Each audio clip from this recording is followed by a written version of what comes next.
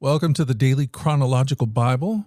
My name's Hunter, and we are reading through the Bible in chronological order as a single story. And that story is all about Jesus. It is a revelation of Him, and He has revealed to us the heart of the Father. Today is November the 2nd. We are reading portions of Mark chapters 14 and 15, Matthew 26 and 27, and Luke 22. We're reading from the New Living Translation. This is the word of the Lord. Mark 14, starting in verse 53. They took Jesus to the high priest's home where the leading priests, the elders, and the teachers of religious law had gathered. Meanwhile, Peter followed at a distance and went right into the high priest's courtyard. There he sat with the guards, warming himself by the fire. Inside, the leading priests and the entire high council were trying to find evidence against Jesus so that they could put him to death, but they couldn't find any. Many false witnesses spoke against him, but they contradicted each other. Finally, some men stood up and gave this false testimony. "We heard him say, 'I will destroy this temple made with human hands, and in 3 days I'll build another made without human hands.'" But even then they didn't get their story straight. Then the high priest stood up before the others and asked Jesus, "Well, aren't you going to answer these charges? What do you have to say for yourself?" But Jesus was silent and made no reply. Then the high priest asked him, "Are you the Messiah, the Son of the Blessed One?" Jesus said, "I am. And you will see the Son of Man seated in the place of power at God's right hand and coming on the clouds of heaven." Then the high priest tore his clothing to show his horror and said, "Why do we need other witnesses? You've all heard this blasphemy.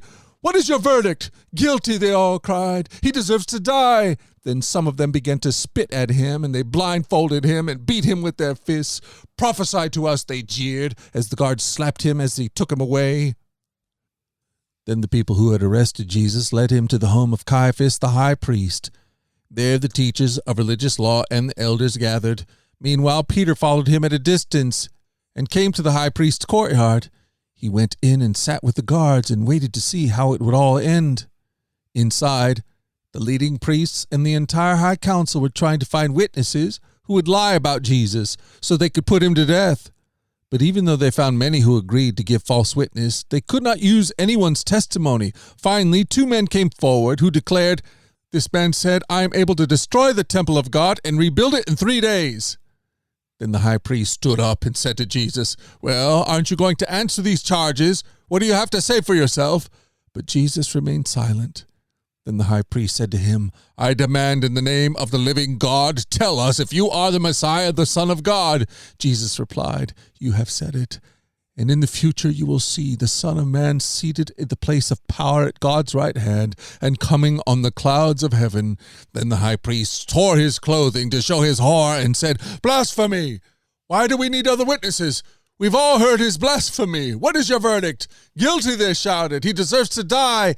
Then they began to spit in his face and beat him with their fists, and some slapped him, jeering, "Prophesy to us, you Messiah. Who hit you that time?" Meanwhile, Peter was in the courtyard below. One of the servant girls who worked for the high priest came by and noticed Peter warming himself at the fire. She looked at him closely and said, "You were one of those with Jesus of Nazareth." But Peter denied it. "I don't know what you're talking about," he said. And he went out into the entryway just as a rooster crowed. When the servant girl saw him standing there, she began telling the others, "This man is definitely one of them." But Peter denied it again. A little later, some of the other bystanders confronted Peter and said, "You must be one of them because you are a Galilean." Peter swore, "A curse on myself if I'm lying. I don't know this man you're talking about." And immediately the rooster crowed the second time. Suddenly, Jesus' words flashed through Peter's mind. "Before the rooster crows twice, you will deny 3 times that you even know me." And he broke down and wept. Meanwhile, Peter was sitting outside in the courtyard. A servant girl came over and said to him, "You are one of those with Jesus the Galilean." But Peter denied it in front of everyone. "I don't know what you're talking about," he said. Later, Out by the gate, another servant girl noticed him and said to those standing around, "This man was with Jesus of Nazareth." Again, Peter denied it, this time with an oath. "I don't even know the man," he said. A little later, some of the other bystanders came over to Peter and said, "You must be one of them. We can tell by your Galilean accent." Peter swore, "A curse on me if I'm lying. I don't know the man." And immediately the rooster crowed. Suddenly, Jesus' words flashed through Peter's mind. "Before the rooster crows, you will deny 3 times that you even know me." And he went away weeping bitterly. So they arrested him and led him to the high priest's home, and Peter followed at a distance. The guards lit a fire in the middle of the courtyard and sat around it, and Peter joined them there. A servant girl noticed him in the firelight and began staring at him. Finally, she said, "This man is one of Jesus' followers." But he denied it. "Woman," he said, "I don't even know him." After a while, someone else looked at him and said, "You must be one of them." "No, man, I am not," Peter retorted. About an hour later, someone else insisted, "This must be one of them, because he's a Galilean too." But Peter said, "Man, I don't know what you're talking about." And immediately, while he was still speaking, the rooster crowed. At that moment, the Lord turned and looked at Peter. Suddenly, the Lord's words flashed through Peter's mind. "Before the rooster crows tomorrow morning, you will deny 3 times that you even know me." And Peter left the courtyard, weeping bitterly. Meanwhile, as Simon Peter was standing by the fire warming himself, they asked him again, "You're not one of his disciples, are you?" He denied it, saying, "No, I am not." But one of the household slaves of the high priest, a relative of the man whose ear Peter had cut off, asked, "Didn't I see you out there in the olive grove with Jesus?" Again Peter denied it, and immediately a rooster crowed. Mark 15. Very early in the morning, the leading priests, the elders, and the teachers of religious law, the entire high council, met to discuss their next steps. They bound Jesus, led him away, and took him to Pilate, the Roman governor. Matthew 27. Very early in the morning, leading priests and the elders of the people met again to lay plans for putting Jesus to death. Then they bound him, led him away, and took him to Pilate, the Roman governor.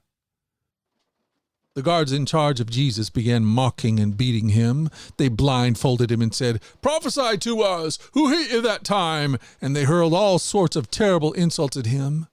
At daybreak, all the elders of the people assembled, including the leading priests and the teachers of religious law. Jesus was led before the high council, and they said, "Tell us, are you the Messiah?" But he replied, "If I tell you, you won't believe me. And if I ask you a question, you won't answer. But from now on, the Son of Man will be seated at the place of power at God's right hand." They all shouted, "So you are claiming to be the Son of God?" And he replied, "You say that I am."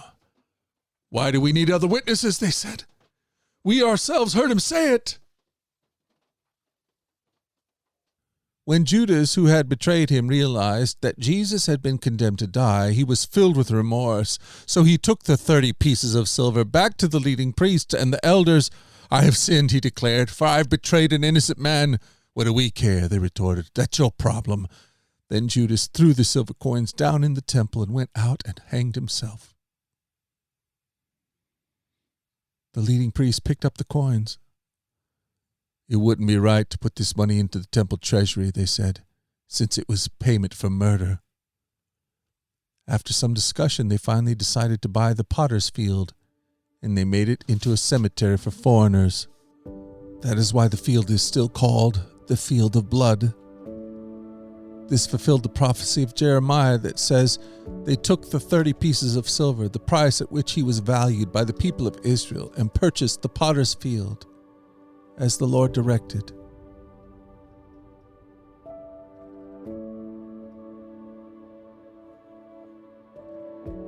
Thank you for joining us at the Daily Chronological Bible. You can find the specifics of our reading plan in the 1-year Chronological Bible published by Tyndall Press. And discover more about our other podcasts at dailyradiobible.com. where people from all around the world come to join us in this journey through the Scriptures, where we allow the Scriptures to point us to the God who is love, the God revealed to us fully in Jesus. Again, that website is dailyradiobible.com.